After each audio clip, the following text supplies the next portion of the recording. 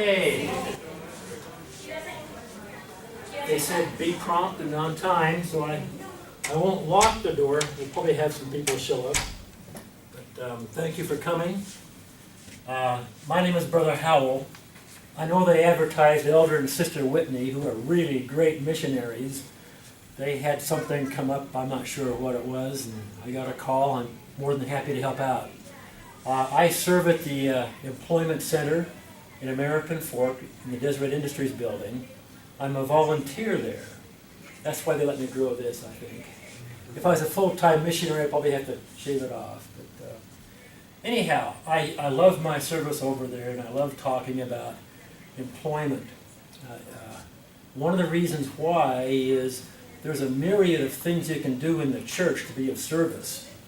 A lot of them, you only have one time to meet with people. Maybe you're a guide at Temple Square or something like that, and you might do a tour and you have some good time, but you never see those people again. And I felt that working at the Employment Center gave me a chance to use my professional background more than once, trying to help people get a better job or to get a job. And so there's been, in my life, great blessings and many tender mercies I've seen at that center every Monday when I serve down there. It's just been incredible experience for me, and I hope for the people that I've had a chance to work with, it's been a good experience as well. So, how many have been over to the employment office before? Okay, but you know where it is in American Fork? All right. Is it right next to Deseret Industries? It's actually in the same building. Yeah, same building. Right. On the north side is social services, family services, DI, and then employment offices. Okay. We work hand in hand with Deseret Industries. It's a very good symbiotic relationship. They have a lot of people there who are hard to find jobs for because they haven't developed skill sets, or they're immigrants, or they don't speak the language, or for whatever reason they haven't developed skill sets. So they teach those at Deseret Industries, and we help teach those candidates, is what they're called, the basic skill sets. And then once they get through training like that, we help them find jobs, and the church will actually pay the company the wages for these training people till they can work their way into a highly productive situation or position at those companies. And it's really a blessing in their lives. Before I get into what you're here for, can I just share one story with you that I experienced there? You might get a feel of why I love the DI and the employment office so much. But one day it was really slow at the employment office, so I went over to the Deseret Industries, and I volunteered to help put materials on the shelves. You go through the drop-off and they clean them up and organize them. They put them on carts and you roll them out to the floor. And at that time, the floor supervisor was a gentleman or a brother named Jesus. Jesus had one eye and a patch over the other eye. And I got to know Jesus. The first thing was about his sense of humor, actually. I had found a video that someone had dropped off. It was a workout, exercise video, but the cover was pretty risque. And I said, "Hey, Jesus, I don't think we should put this on the shelf. It's almost pornographic, you know." He said, no, you can't put that on the shelf. He said, "Don't even put it in the trash can. Take it out to the dumpster. I don't want anybody picking it up out of the garbage can." Then I came back and said, "Oh, by the way, if you see any country music videos, we can't put those on the shelves either because President Monson doesn't like country music." I'm looking at him, and then he starts smiling at me. And of course, country music is fine. Perhaps President Monson even loves it. But he got me going. And then he told me his story. And brothers and sisters, I can't tell you how rough down and hard Jesus' life had been. It was just heartbreaking. But he was positive. He was enthusiastic. He loved Deseret Industries, and he loved the church.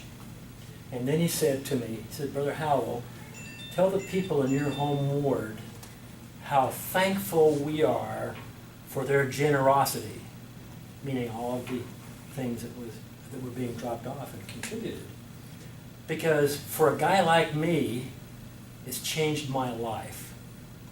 And he meant it. He had tears in his eyes, and I did too. Driving home, it dawned on me, it's not just Jesus, it's me, it's Bart. A guy like me. Deseret Industries has impacted my life in a positive, spiritual way by being able to help and see the welfare system of the church in action and the blessings around the world that it provides. There are 350 employment offices around the world. Most of them are outside of the U.S., in third world countries, where people have nowhere near the opportunity and lifestyle that we have here, and it does much good in these people's lives.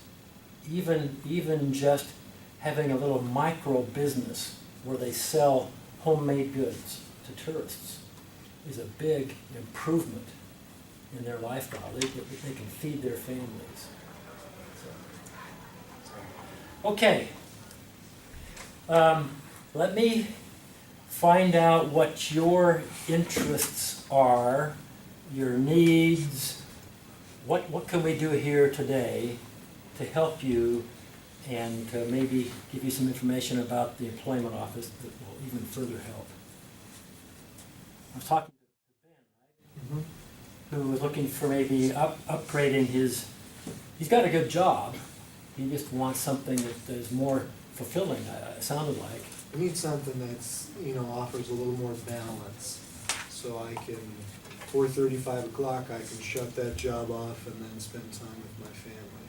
But still have a job that provides enough income to do that. Because as right now, the job that I have, there's enough work to go 24 hours a day. And sometimes I feel like that's the way I need to work, just to keep up with things. So, Okay. Trying to change that. So. All right. So self-employment might be an issue, or starting something else up, or switching altogether. He has a law degree and probably some other certifications. He works in human relations and negotiations. So he's a skilled, experienced individual. All right. What else?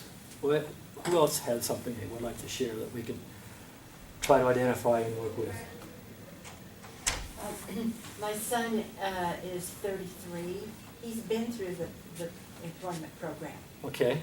But he needs a job. I mean, he had one job that was extremely stressful, and he had to quit after a year. But he, right now, he hurt his leg, so we think he needs a job sitting at a computer or something like that. But he hasn't found anything yet. Okay, so. And then we have a daughter who just got a divorce, and she has 5 children. She has a job, but a part-time job, just, but the judge told her she needed a full-time job, and she needs a better job because she's doing 3 or 4 things now. Oh, she's exhausted all the time, and anyway, she needs a job to Okay. enter the workforce. Okay. So, All right, and we see a lot of that.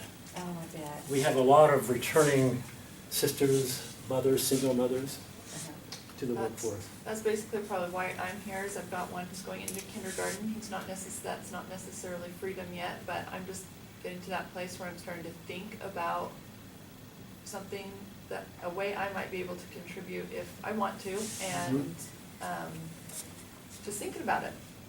Okay. So a work from home or a part-time or some kind of a income generating situation that's agreeable and profitable and might lead to more later on. Right. Okay. So I'm just going to put that as also return to workforce. Yeah, and like I said, we see a lot of that. So any other reasons? Why are you here? I just moved to United States. I'm from Mexico City. Okay. I would like to get an employment. For this year, I was studying English, Okay. All right. and now I think I can get it. Okay. That's my interest. Okay. Have you gone through the citizenship process yet? I have a work permission. You have a work permit? Mhm. Okay. Okay. All right. One more. I am here, I work part-time, but I know a lot of people that are struggling. My younger brother, for one, and my niece, who just can't seem to get a handle on life and need some, they didn't develop their skills very well. And it's hard to get them a job somewhere when they don't have basic skills. So I'm here to find out how I can help them or where I can guide them. Okay. All right. There are no easy answers to the employment issues, are there?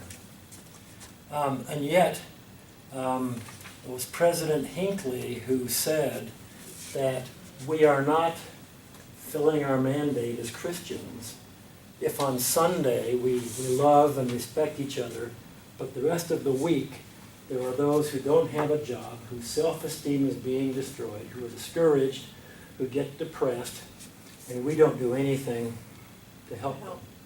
Exactly. So I'm really pleased to see that everyone here, either indirectly or directly, is concerned about your own employment or someone else's employment. Okay. I'll try to address these issues. Let me share some of the resources that the Employment Center has that may be applicable, and then I'll try to even get more specific if we can. First of all, there's a website. It's ldsjobs.org. And I'll have a handout for you here on how to log on to that. And the reason I'm encouraging this is this website, let's pass those along, has a lot of information. After 2 years, I'm still finding new articles and new videos on all kinds of categories about employment issues and questions. Now, you do not have to be a member of the church to use the services. I want to point that out. Most of the people who come in are members. Probably, I would say most are active to inactive to some degree, but they're welcome, and we don't discriminate or give less or give more to one or the other. So, but to log on to ldsjobs.org, ideally, you will have your LDS password, like you use to get on LDS.org or Family Search or Provident Living. Yeah. If you don't have that set up, it's very easy to do, and the instructions are on this handout. You'll need a membership record number. If you have a temple recommend, that's where you'll find that, or your ward clerk can give you that number. And just like any other website, you'll choose a username and a password. And once you're set up, you can log on to any website the church has, including ldsjobs.org. When people come in, after we get to know their situation a little bit, we try to get them set up with their own account on ldsjobs.org. And the reason for that is there's a tool in there that helps you build a resume. And that's one of the key things that we do no matter what the employment situation is to develop a resume. So on ldsjobs.org, by completing what's called your profile, that'll give you the tools to create a good resume. Now, in addition to that, you can come in any day of the week, and we'll be happy to sit down with anybody and help them with their resume. Last Monday, just this past week, I had a really an unusual day. The first brother that came in was a really well-trained, highly capable executive, and his company had lost a big government contract. He was making probably $150,000 a year. I mean, he was good. And so he showed me his resume. I couldn't do much to improve it, and we talked about some networking situations that I think will help him out. So that was kind of nice. And then the very next person that came in that I was assigned to work with was a fairly young grandmother. She actually about a 6-year-old granddaughter who was just precious.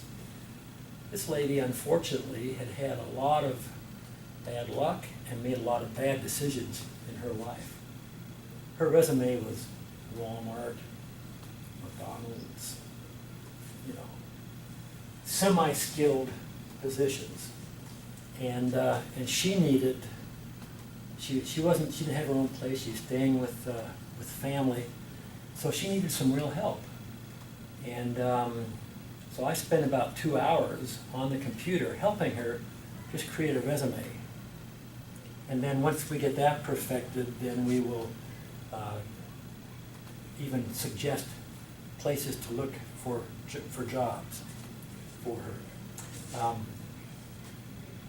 Speaking of that, let me just clarify about the employment services. We are not a placement bureau. We do have a lot of job listings, but our primary function is to train and motivate and encourage and teach skills to get a job. It's like the scriptures talk about fishing. Do you give the person the fish, you teach them how to fish. If you're familiar with, I didn't say that very well as a parable, but I think I know you know what I mean. You do that as a class, or is that what you teach at like the Desert Industries type thing? That's a good question, and the answer is both. There's a class that we offer, it's called the Career Workshop, and we have another version of this for the Professional Career Workshop, who have executive management experience. This is a 3-day class. Usually goes from about 9 a.m. to 3 p.m., or we do it in the evenings from about 6 to 10 for 3 days. We really encourage most people to go through this class, because what it does, it takes them through the steps of really finding out what their skill sets are and what their abilities are, and to identify successes and attributes that they have that they might not even know about. So you can see there's a lot of, in this workbook, there's a lot of blanks and things to fill out. When they go through this, the last thing we do is we practice interviewing. So we set up a camera, and one of the missionaries will act as an employer, and they will act, as if they're looking for a position, which most of them are. And then we review their interview skills as well, based on what we've taught them so far. What's that class called? This is called the Career Workshop. There's one going on every week over there, either in the daytime or in the evenings. For example, my 17-year-old grandson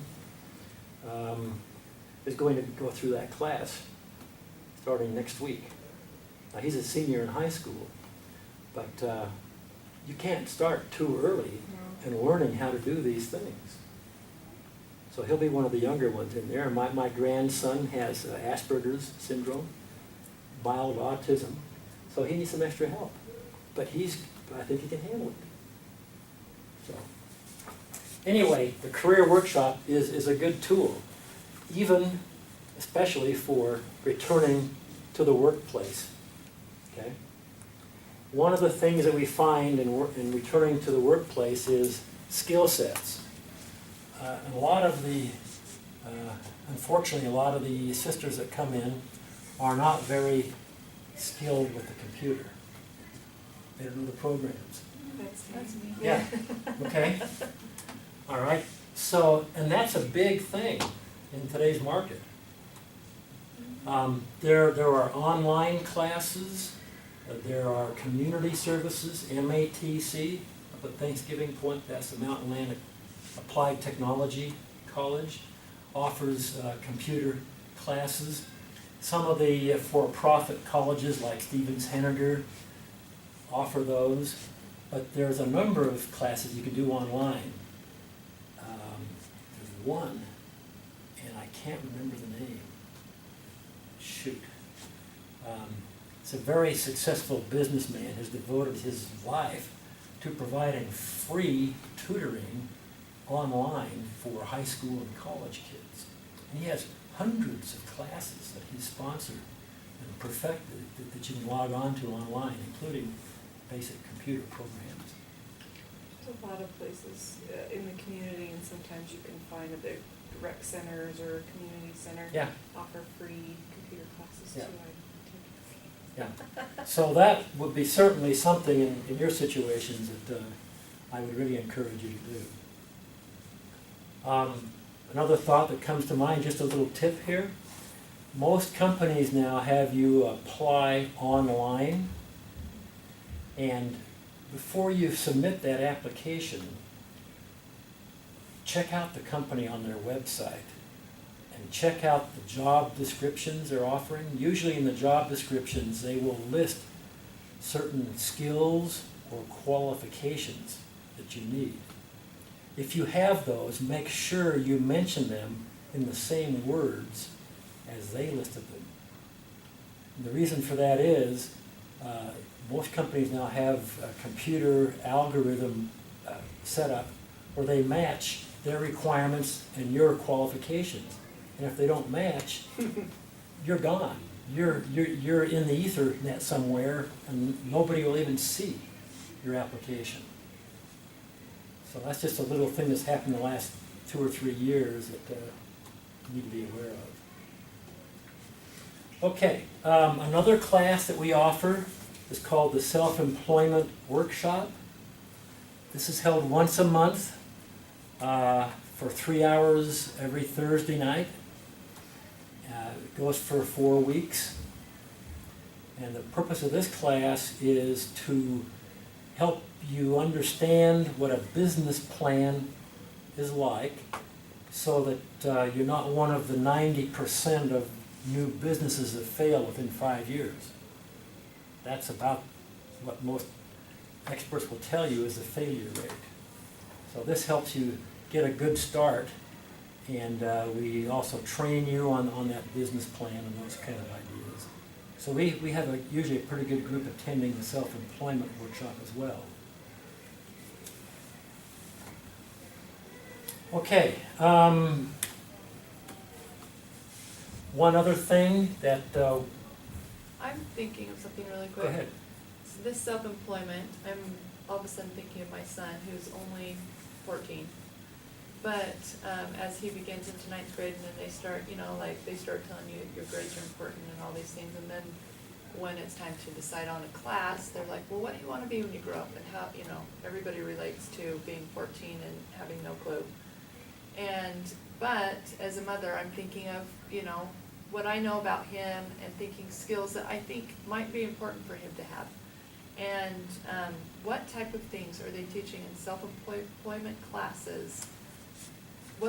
Give me an example of some skills that are, kind of a bedrock knowledge for Okay. that type of thing. All right, that's a very good question, and I think a 14-year-old would more than likely be able to figure this out and be aware of how his experience and education changes, because especially a young person, the more education they get, the more ideas or possibilities open up to them. But one of the things we talk about in this class is what we call the EMT. Now, that's not emergency medical technicians. But it stands for entrepreneur, manager, or technician. Generally speaking, most people will have a dominant personality or skill set or talent in one of those areas. Not exclusively, but there are those people who have ideas that could become very viable businesses. And they have all these ideas. So they're entrepreneurs. They start a business, they get it going, and then they usually sell it and move on to the next idea. Or sometimes they have to quit because it wasn't that good of an idea in the first place, but they keep trying. A manager kind of follows behind the entrepreneur and cleans up the mess and tries to get it organized so that it is viable, it's predictable, it's consistent, it makes sense. And then the technician usually is a person who has a skill or a talent that's marketable. So let me just ask you a question here. Of the E or the M or the T, which one do you think starts the most new businesses? E. The E? Or That's what I thought too. But it's really, the statistics show it's the technician. This is the person, for example, one of the case studies that we talk about was a lady who had a real talent and a love for baking. She made beautiful cakes and cupcakes and all kinds of delicate things that people loved. Everyone tell her, oh man, you ought to go into business. This is so good. It'd be a big success. And so she did. And it was. It turned out to be quite a success. She was a good technician. She could make the stuff. But after about 3 years, she hated it. She couldn't get up to go to work. But she had to because she had a lease on a shop. She bought all this equipment that wasn't paid for, and she had commitments. People were depending on her, so she just couldn't stop. Technicians tend to do that a lot. If they get some help or have a big enough vision, then they'll get a manager to help them run the business. And that's what this lady ended up doing, is getting a manager that could do all the ordering of the supplies, payroll, payables, collectibles, taxes, a number of things that she had no idea how to do. Okay? So, maybe some things like that would help your 14-year-old son get an idea of what a business would really require. Whether he does it or not, who knows? How many shop at Costco? Have you been to Costco? Okay. Well, if you head north of Costco on 1200 West, it's a pretty big street that heads up towards to Micron or IM Flash. Well, I was driving along there one day with my wife, and I saw a lemonade stand. Okay, so here's a little kid, probably 14, that was trying to make a little extra money selling lemonade. And you see those all over the place, and I usually try to stop. Don't always drink the lemonade, but I always like to buy it anyway. But this lemonade stand was different. It had pillars and a roof on it, some banners hanging down, a little counter, and she was standing behind the little booth there, and you walk up, it was almost like a real business. So I said, where'd you get this lemonade stand? And he said, well, my dad decided that if I'm going to be in the business, let's really try to make it successful. So he built me this lemonade stand. I said, that's pretty cool, I like that. And then the father came out, and he's franchised these lemonade stands all over the country now. He's making them left and right and shipping them back to New York and Florida and Texas and everywhere else because there's a huge market for that and people like it. And it's business. So there was an idea, there was a demand, he had the solution, and he knew how to market it. It was all online. So it's just a small business, but it's still making some pretty good money for the family. father's a full-time graphic designer. He does all kinds of fancy computer graphics. But okay, I would suggest that the career workshop and/or the self-employment workshop at any time, just to get an idea for education down the road. One of the things we do on this career workshop is we ask them to identify their skills or traits by writing down an accomplishment they've had in their life so far, and then what skills or traits were used to achieve that. And that the more you know about yourself, the better you can make plans for education or business or anything else, really. So, does that help, Eddie? Okay. All right. One of the things that the church teaches that we talk about a little bit, maybe you've seen this, called One for the Money. Is that right? Well, they already have it. I'm not surprised. So, who didn't get one? I've got one, Do you? yeah. Okay. That's the other side of the story. You know, we're talking about balance and income and family on the job. That's certainly important, and I'm not minimizing that.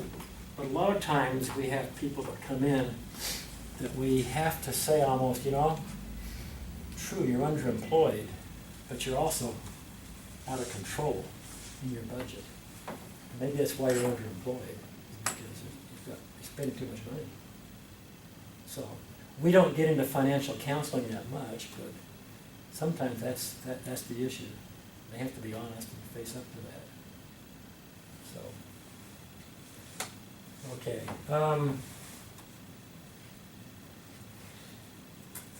We were talking about self-employment. This is one of the handouts.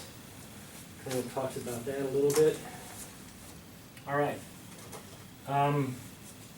Something else that would apply, I think, to everyone here.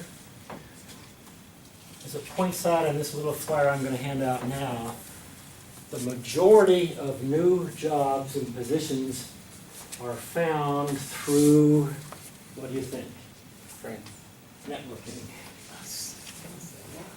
Networking, especially with today's technology with LinkedIn and Facebook and tweets and things I don't even know about. I know something that my husband does. He does sales. He's in a sales job. And I remark that he, it's like he always has something under his belt. You know what I mean? It's not that he's changed jobs very often because he hasn't, but he's like, well, if something ever happened, I would talk to so-and-so, you know, like, but it's a big deal to Okay. have resources and to have somebody who Yep. you know, I don't know. Well, that's a good example, and I'm glad you said that he hasn't been a job hopper. No. Because sometimes that's what happens. If you always have something in your back pocket, you have a bad day at work, you quit, and you go to the next one. That's not good either. But having those connections is very good for business and for careers. As you see here, the number one source here that we talk about is networking. Let me give you an example of a brother in my own ward up in Alpine. He was the CFO, Chief Financial Officer of an international company in Salt Lake. And one day, just out of the blue, he was blindsided, and they let him go. I still don't know why, but he's a totally capable guy. So the next, go ahead. He probably made too much money. Might have been. Yeah, sometimes the higher you get up, the longer you've been there, the more vulnerable you become. Maybe that was it. But in priesthood opening exercises, the next Sunday morning, he gets up, and we all know who he is. No one knew about this, and he explained what happened. He gave a little, about a 1-minute summary of what his skill sets are and what he can do. Say, I'm looking for a position. If you know of anything, let me know. Well, 5 or 6 brethren after priesthood contacted him, and they were talking about these ideas, these contacts, people they knew. Why don't you try this? And he got on that, and it was about 6 weeks later, which is really quick in today's economy. He landed a real good position through one of the networks. It wasn't direct, but it was somebody who knew somebody, actually.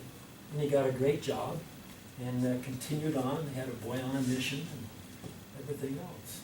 I was gonna say, sometimes when you conduct yourself in regular life and people know that you're hardworking, you're honest, they're more likely to refer you to a job position than, and I think that's the biggest problem with my brother and my niece, is that they just kind of want whatever job. They are late, they don't have all these skills, and so nobody wants to recommend them for a job because they're gonna make them look bad. Yeah. That's So true. Yeah. he's probably conducted himself to where people know, oh my gosh, he's a hardworking, honest guy. I know tons of positions because they're not gonna look bad by referring him. Yeah, yeah, that's the last thing somebody would do is refer somebody for a job in their own company that's not a capable, Yeah. qualified. That would, might be 2 people looking for a job after that one. Yeah, so it's sometimes you want to help people out and help them with a job, but there's a lot of things that they've gotta do first. Yeah, They've And for gotta young conduct people, that's- themselves, and that's for the young ones, it's hard. yeah, sometimes, as a parent of 6 kids and 21 grandkids, I know it's sometimes kind of hard to get them to think ahead just a little bit. But it's getting more critical all the time to either have advanced education or some specialized training. It doesn't have to be a college degree by any means. That's not for everybody. But a skill set that people need is important, one or the other. It could be, I know some plumbers that make some pretty good money, absolutely. And they love the work and they're good with people, and you need that. So, and the military isn't necessarily a bad option either for young people. I'm not saying it's the best, but I've seen a lot of young men, including one of my sons-in-law, came through and did really well with the training and the experience and the discipline that he got in the military. Here's a summary of some of the things we've been talking about. The career workshop. I know I jumped off of networking for a minute. Every Tuesday night, there's a professional networking group at the Employment Center where we have guest speakers come in. They talk about their company and what they're looking for and what skill sets they need. And there's usually between 30 and 50 people attend this networking group on Tuesday nights. At what time? Pardon? What time? Oh, this is 7 o'clock at the center there in American Fork. And what they do is they stand up and they each give a 30-second to a 1-minute presentation, just like my friend the CFO did in the priesthood meeting. And people are taking notes, and afterwards you just see the buzz that goes on where they go over and talk to that guy. Hey, I've got a lead for you. My company needs what you do, or vice versa. So they'll come up to them. The networking is essential. There's another program called the Accelerated Job Search Program.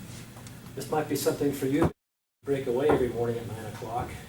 Sure. My boss wouldn't care about that. No, of course not. I know.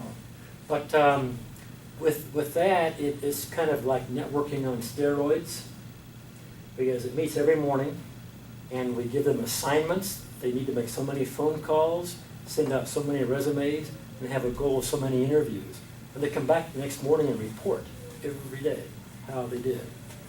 The average placement out of that group is about 21 days. So that particular focus really works, because your job is to get a job. Doesn't matter if the lawn needs to be mowed, or if you want to run down to the store, or take the kids to a movie, or whatever it is, that's a distraction. And your job is to get a job. So we really drill that in. So what is that and when is that? The accelerated job placement program is every day at about 8:30, but you need Yeah. but to get accepted into the AJP program, you'll need an endorsement form from the bishop. So and most bishops are more than happy to help out and recommend someone for that, but. Why do I need or recommend well? Well, part of the problem is, it could get just so large that it wouldn't be effective anymore. Okay. So, I don't think it's a worthiness issue or anything like that. I think it's just, And I think the church is partly, you said earlier that the church pays or reimburse for part employment or whatever, some classes, and doesn't the bishop have to sign Yeah. off on some of that? Yeah. So if he endorses it, then, you know, if they need that in the future, right. then they can Yeah. get money from the church. To become an applicant at the Deseret Industries, where they pay you to work there, and they also pay your employer when you go out and get a job for the first, I think it's 6 months. Yeah, bishop has to endorse that. Endorse that, so it only makes sense that you would have to have an endorsement to be able to apply for the position, right? Or Kind to- of. to take in, Yeah. I guess. We're kind of crossing Yeah, boundaries we're- here. The accelerated job placement, there's no financial benefit given or payment made to an employer. It's just teaching you and giving you opportunities to go out and get a job. Okay, And that's, Is it- that's. Go ahead, no, please, man. I just, that meets every morning at 8:30, including Mondays, at the Desert Industries. Well, it's in the employment office in the DI building. Okay. Yeah. And that's all kinds of professions, all kinds of. Yeah. If you did not have a good full-time job right now, that would be where you should be, Monday morning. I have Monday off. Do you? Yeah. Okay. Why don't you come into the center Monday anyway? And talk to the people and see what we can do. One of the things we'll work on is called your Me in 30 Seconds, and I'm just about out of time, so I can't get into that. He doesn't even have 30 seconds. But my friend, the CFO, what he did essentially was a Me in 30 Seconds type thing. And that's important to not only network, but when you get an interview and you sit down, probably the second thing, if not the first thing, the interviewer will say to you is, well, tell me a bit about yourself, Ben. And what are you going to say? Because within 2 or 3 minutes, he will know if that interview is going to go to step 2, or if he's going to be nice to you and show you the door as soon as he can, and your history.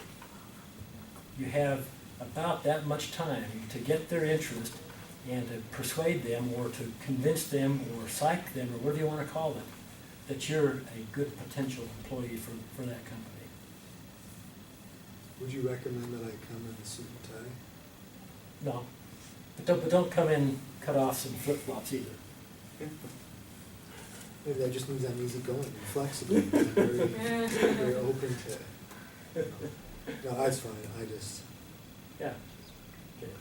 No, I'm usually there every Monday, but I'm going to be gone the next 3 weeks. I'd love to meet with you, but others are as capable or more so than I am.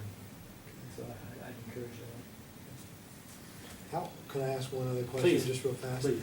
So with the implementation of government insurance, Obamacare, Patient Affordable Care Act, all that, and we're seeing businesses really cut back. I mean, how is that affecting prospects? In terms of finding placement for people. I don't have any real empirical, objective information on that. My feelings and just my own little observation is it's going to make it tougher. But, for example, returning to the workforce, you might be limited to jobs for 29 hours a week or less. But, so, I don't know how to answer that question. We'll just have to see. Okay, we are out of time. I haven't been as specific as I want to be with everybody, but if you can come into the center, there are tools and people who want to help and will do all they can to help you out. Thank you. All right? Thank you. Yeah. Thank You you. bet.